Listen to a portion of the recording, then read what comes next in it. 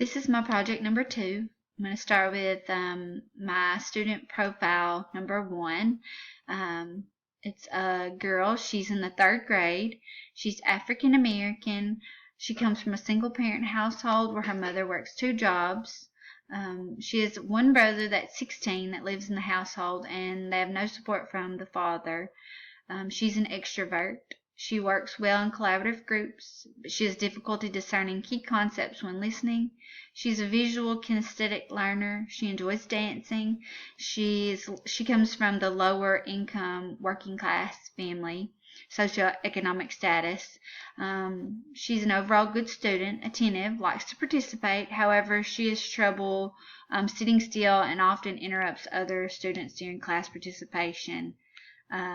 She's easily distracted and has a hard time focusing when she has to sit in class and listen. How do these affect how each student learns and relates to others?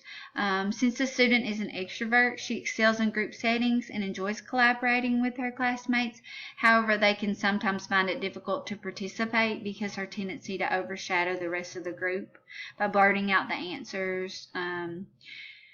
She's much different in a listening environment. She often has trouble focusing, and sitting still is an issue. She's more likely to disrupt the class with her constant movement and off-topic outbursts during a lesson in which listening is involved. Her strengths would be that she works well in collaborative groups. She's very outgoing, has an excellent comprehension when visual or hands-on learning is involved. She's not afraid to participate during group discussions, and she has lots of self-confidence and is very enthusiastic about learning. Her weaknesses are she has difficulty discerning key concepts when listening during class. She is easily distracted when having to sit still and listen for a period of time. What do I have to recognize about myself that may affect how I teach the student? As a teacher, I will have to be aware of her learning styles. I'll have to understand where she comes from as an African American girl.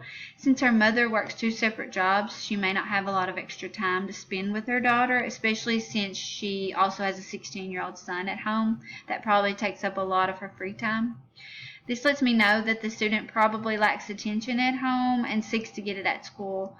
Although her attempts to gain attention are not always negative, I will have to be aware of the fact of that and find ways to allow her outlets to express herself that do not disrupt the class. I feel that she could benefit from one-on-one time with me. During this time, I could give her positive reinforcement and praise for all of her hard work and reassure her that it's not going unnoticed.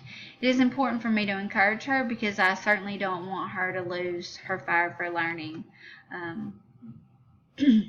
or get discouraged. How will I use this information to plan an effective lesson for this student? Since she is obviously more of a visual or kinesthetic learner, I'll have to adapt my lessons to fit the needs so that she can stay focused. To aid her visual needs, I'll need to incorporate visual media, something to keep her interested and help her acquire concrete concepts. I could use charts to explain timelines within a history lesson. I think that having her create visual images through art could also be something that could incorporate into my lesson plan.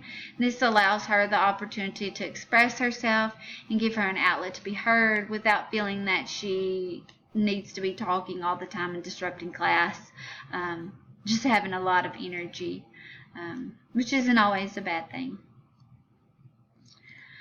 The second profile, this student is American-born Hispanic. He has 2 parents in his household, but the primary language is Spanish. His 2 brothers, 1 sister. He's the oldest of 4.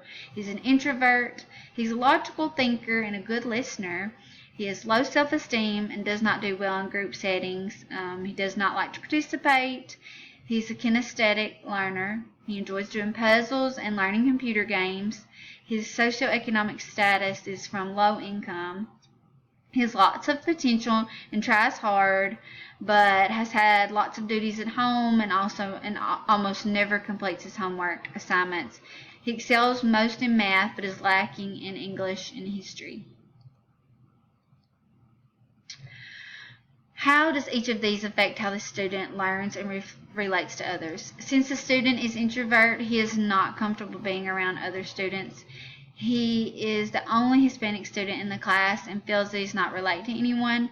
He primarily speaks Spanish at home, which has created a bit of a struggle for him at school. He is not comfortable speaking English in a group setting, but is somewhat fluent in English. He, however, still struggles with some of the English dialect and is afraid that he will be made fun of by the other students because of his accent. His strengths are that he's a logical thinker and he listens very well when given instruction. He does well with hands-on experiments and is able to follow instructions. His weaknesses are that he has low self-esteem and does not participate in class discussions and does not excel in group settings. Most of his self-esteem problems come from the barrier between the English and the Spanish language. And what do I have to recognize about myself that may affect how I teach this student?